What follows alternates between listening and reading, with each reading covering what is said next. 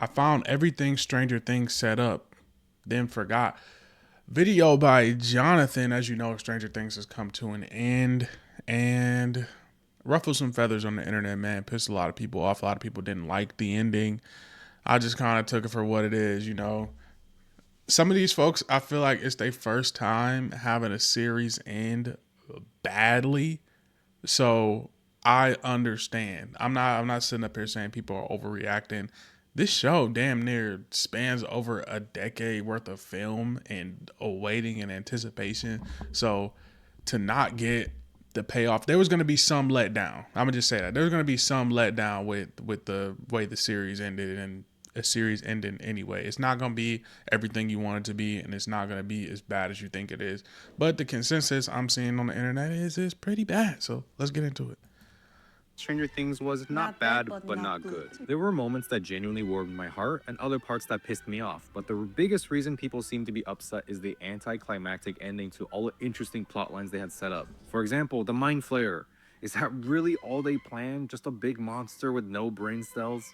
Like, it was really that easy to outsmart Vecna and the Mind Flayer. And not just that, but it was that easy to beat them in a fight. And that's just one of the points though. I have an entire Yeah, you would think they had a way harder time in the movie theater slash mall fighting the player with Billy and shit than they had actually in the void or the upside down, whatever it's called. Basically going in, I get it. I think they put themselves in a corner in the box to where they had to figure out a way to do this because I think with how the series was, this thing should have just wiped them, bro. But we throw 11 inside of it and have her hurt the monster from the inside, and we just kind of distracted with bullets and fire. I get like fire was a big thing and it's a big weapon for them, but bullets to that thing, it just seemed it seemed a little crazy. I don't know.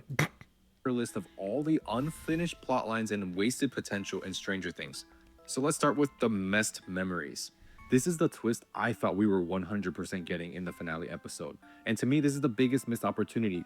We saw memory manipulation teased in Holly's episode when she notices that the color of the spinny thing was wrong. Many people, including me, believed that we were going to see a reveal in the finale where multiple scenes in the previous episodes were going to be revealed to be slightly altered to the characters and also to us, the audience, meaning that some of what we saw was not going to be real. Like basically what happened to Hopper during the finale episode, but onto a larger scale where multiple episodes from before had been altered. Like at the beginning of the finale with Max's I don't think they were getting. They was already in trouble with the writing to begin with because they had so much unfinished business that, and the episodes were so long. I feel like if they centered it around that to where it was like, okay, the first couple volumes or whatever they was calling them episodes, we go, all right, this is what happened in those first couple, and then we flip it on his head in the middle to make it some big reveal because like stories go like this, they go like this. So like up here on the way up, you getting some disbelief, some stuff isn't true, and it's at its peak where like some big thing that happened in their memories isn't true, and then breaks the characters down, and then they have to figure out the next thing. But it just seemed like one of those things where I don't think they had enough time. They would have had to have a lot more episodes for them to try to flesh that out. hallucination, I literally thought this is where we were gonna see, like, oh my goodness, Max was hallucinating for half of the time. She never really escaped, or something crazy like that. Like, that could have been a start of this huge twist where Vecna had rewritten a bunch of the characters' memories, and we were gonna realize we've seen so many different events happen differently. But then, no, the big trick was basically Eleven and Callie bringing her into their mind. Like, what was the whole point of amping the stakes and making it feel all tense just for it to be like a trick on the audience, not even a trick on the character? Like, I feel like it was so pointless to put that in there just to trick the audience when it had no actual impact on the characters. And again, we literally saw that Vecna can manipulate people's minds in the scene with Hopper where he shows him fake visions. Why didn't we get to see more of this, especially if it was revealed that he had done this to characters already in previous episodes? That would have been so Yeah, he did it. He did it with Will, right? Where he showed him that his friends wouldn't accept him when he came out, right? So he came out and explained to them. Basically, he was like, you guys wouldn't accept me, blah blah blah blah blah. And this could have been a way bigger weapon to get them off his ass, and trying to get to where all the kids was than before, because he did it a little bit with, yeah, he did it. He did it with Billy too. Billy was a fat boy, right? I got it. It's a lot of. They added a lot of fucking characters, but yeah, he showed some stuff, but you would think this would have been more of a weapon for him, other than like just a telekinesis and a big ass monster. cool. But that also leads us to the next missed opportunity, which is that somehow Vecna invaded Hopper's mind, but still got caught off guard when they were attacking him. I expected there to be an epic finale, where Vecna is aware that they are coming for him, so he prepares an army of Demogorgons or something like that. And yes, I know that it's unrealistic for, normal humans to be able to defeat an entire army of Demogorgons. But this could have been Will's moment. Hopper could have been there to fight with them. Nancy had the firepower as well. It's also fiction. Like, we should have gotten something so much cooler than what we actually got. For something that should be the boss fight, and remember, this is supposed to be like a reference to D&D, a boss fight should feel a lot more epic. The final invasion into his territory should have felt a lot more Yeah, the difficult. boss fight was kind of just like a cut scene in a video game, if we talking about games. But I just feel like, yeah, more time should have been spent on that than some of the other scenes that they added, some of the other episodes that kind of strung out. Like the Max and Holly situation, I feel like we could have shortened that up and added some more later on down the road to the boss fight. Yeah, have them fight some more Demogorgons. Yeah, you let Will know that he has powers, but really after that first time where they used Will, when they did, Will comes, he like takes out a bunch of Demogorgons because he could like control them or whatever, like Vecna. But that would have been a nice with like all three of them, because old girl didn't have to get gut shotted in the thing. So you could have had three people with powers basically, and then everybody else who knows how to take down one with fire and shit. So I think it was a missed opportunity. It didn't have to be like a full on army, but he could have had some bigger, battered Demogorgons or whatever, because they in a new terrain. You know what I'm saying? It could have been the same thing but bigger, some changes with them or something like that. But I feel like the big ass God of War monster shit was like, you know. Like I said, I like the movie theater mind flayer fight a lot more than the final boss fight, bro. There should have been Demogorgons on the way. There should have been an army. They should have had to come up with a plan to lure a bunch of Demogorgons into a single area and then set them all on fire. Something. Anything other than the fact that they walk up to the Mind Flayer and somehow defeat him without taking any damage. Or without having to outsmart him at all. And again, this leads us to the next point, and it's still about this fight, because what the hell was the Mind Flayer's final form? The Mind Flayer used to feel like a genuinely terrifying villain. In previous seasons, he was seen as a puppet master, and he was terrifying as a dust cloud because you couldn't really attack him. He truly felt like this cosmic god of evil and chaos. And that's what made it so terrifying. Like, how do we outsmart this cosmic entity that's lived for who knows how long? How do you kill a basically just a bunch of dust particles? Like, that was his body. And I agree, that is very difficult to figure out a way to defeat a villain like that, which is why we were so invested into the story. But I don't think the writers knew how to answer that question, so instead, they gave it a physical form and they made them extremely dumb. Why was it chasing Nancy like it was some kind of wild beast? We had seen before, like, the mind flare is technically very smart. It's like a higher life form. How is it getting kited and baited like it's literally some random animal? It's supposed to be the apex predator of apex predators. Now let's talk about something they had been building up and teasing since season 4. Something we literally link to Vecna, which is the grandfather clock. That sound is one of the most iconic sounds from Stranger Things. It's literally the sound when Vecna is around. So people had theorized since season 4 that there had to be something related to time travel. Why else would the grandfather clock sound and also the symbol itself be so important to Vecna? And then even more in season 5, we find out that he needs exact To be honest, until I started seeing some more fan theories, because that shit was stuck in my head. Like after I watched that season, that shit was stuck in my head for a long time because it was up, and I feel like that gave it a little bit more. I don't know. He really Vecna really didn't feel like a threat as much in this last season, bro. In this last season, he really didn't seem like a threat. He was coming crazy. Did you see what he was doing to people? What he did to old girl they just showed in the woods? What he did to Max? Like he was packing people up pretty like light work. It seemed like he was pretty untouchable, and it seemed to me like they nerfed bruh when he came up in there, bro. Like you still got the telekinesis and shit. He's scary looking, all that, but like when that clock with that, and you see that clock, it was over with, bro. You know what was it? You knew it was over, bro.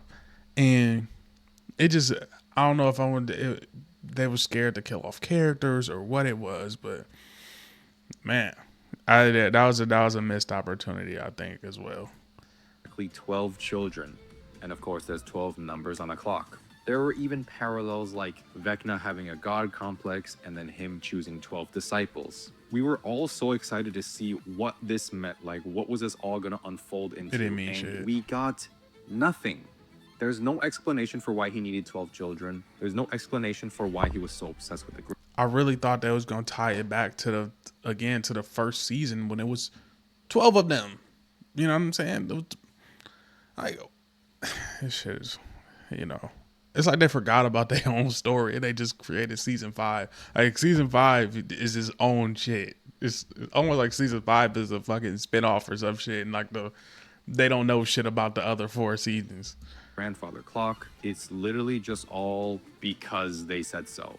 No actual reasoning. And that definitely did not feel like a satisfying payoff. Now, again, we have another missed opportunity with Will's connection to Vecna. So, in the episode, Vecna's hand gets shot inside the memory, and Will reacts like he feels it, like he feels the same pain. So, logically, if Vecna is getting impaled, Will should feel the same pain. If Vecna is getting his head chopped off, Will should feel something, right? But they don't even show Will during that scene. And then in an interview later, they just say that, oh, the mind flayer died before, so Will wasn't connected to Vecna anymore. Does that sound like a payoff to you? That just sounds like they literally forgot that they had to figure out a way to write around that concept.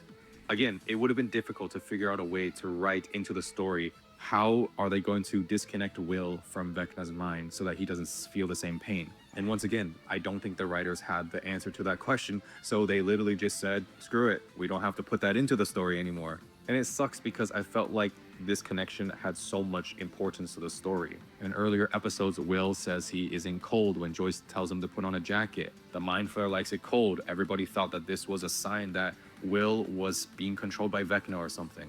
There are other small clues and hints like the Velvald comment during his coming out speech, and there's even pictures of him standing like Henry sometimes. There's no point in explaining this to anyone who hasn't heard of these theories because it didn't result in anything. Will wasn't being possessed or controlled by Vecna at all. They just let this plotline completely go. Okay, more things that they forgot. Entire characters. Vicky, Argyle, Max's mom, Susie. We don't really get to see conclusions to these characters. They just replaced them and added more characters. That's it. Now, this isn't the biggest deal. I know, they're side characters. But what about Dr. Owens?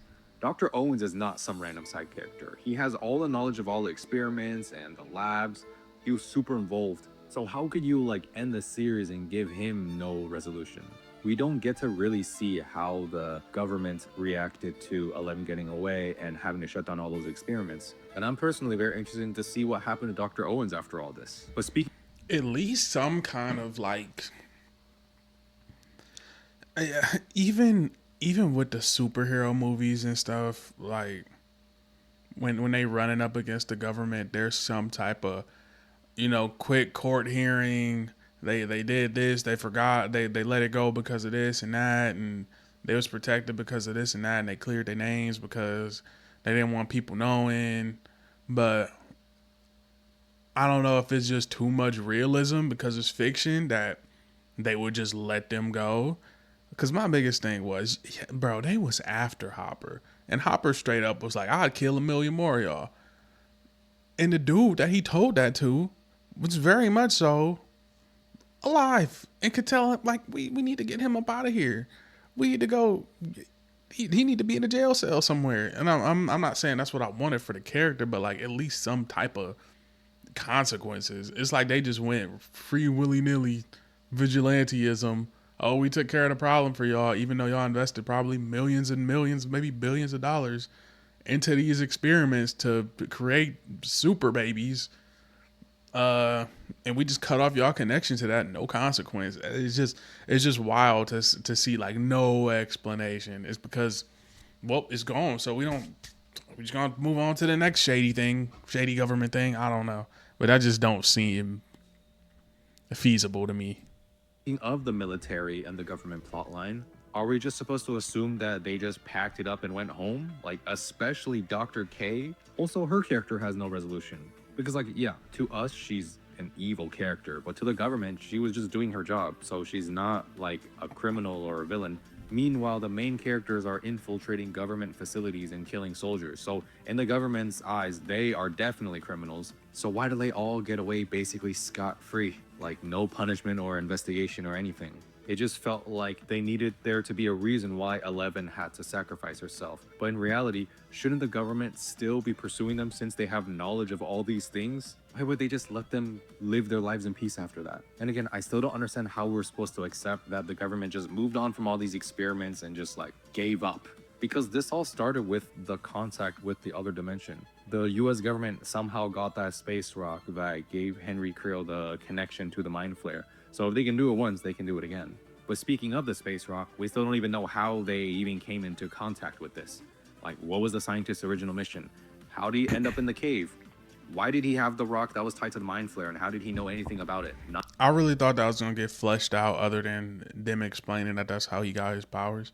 We still don't know so much shit about the Upside Down, bro. It's so much about it that was yet to be explained.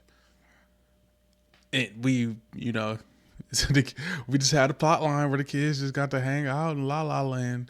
Really, they could have packed up that whole like dream sequence and just had them sitting inside like how Will was, bro. They could have just did that because what the hell? Like they could have packed that whole it's the perfect world type deal and just said that Vecna took him, bro, and then just expanded on what the hell the Upside Down was, because not a series over. We don't know what it is, and people who was waiting on that extra episode that came out supposed to come out 3 days ago, yeah, that shit is over with. none of this is explained. And I feel like it's really important to explain this because if they can find that rock once, then why can't they do it again? And if they can do it again, then they can reopen the Upside Down by restarting these experiments again. And now the final category are the fan theories that honestly had a lot of merit and would have been so much more experimental and fun than the super safe ending that we got. Remember the roll a 20 to defeat Vecna theory? What about Eddie returning as Kaz? Or what everyone honestly expected coming, which was that Callie was a sleeper agent slash a spy for Vecna. Look, I'm not saying that they had to give us this super fan servicey fan fiction ending, but it definitely felt like it would have been a lot more fun to explore these. It would have made sense to me that she was a spy for Vecna because she was trying to get them to take themselves out basically at the end of it, like how they showed us that 11 passed away or didn't pass away because it was an illusion. Like that could have been a major twist too that wouldn't have had to been fleshed out as much as the what's you call it, the dream, the memory thing where he was making false memories and shit. So I feel like that would have been an easy flip. Oh nope, Thought she was her sister. Nope. These interesting ideas rather than give us a very generic final battle ending. Of course, I still enjoyed the series as a whole, and I'm curious to know what you guys think is the biggest missed opportunity in Stranger Things. I feel like really just explaining more because they gave us the Henry's background and all of that, but I feel like just explaining the upside down and how more so the rock scene, like fleshing that out. Because I mean, you could have put his for all the characters that they did not finish. You could have closed the chapter on that book and been like, he got down there because such and such. He tried to steal it. He saw the experiments. So this is what my guess would be. He found the rock, found out what they was doing, found out what Papa was doing, and knew that they was gonna go through with doing it. He said no, takes the rock, and they're like chasing him. So he finds himself in that cave, like tired because they have been chasing him. And then that's when Henry comes in and is like, "Oh, I'm just trying to help you, sir. You look hurt." Boom, everything kicks off.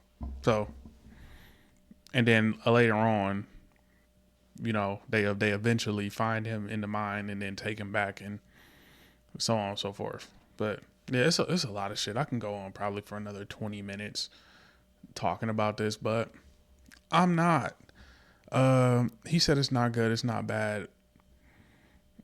I think the consensus online that, or maybe it's just my algorithm, that it was pretty bad. But I think it was okay. It was just okay. It wasn't amazing. It wasn't mind blowing. But I hope they renege and say we get into season 6 or something. What y'all think? I'm gonna see y'all in the next one. I gotta get us up out of here. Cool.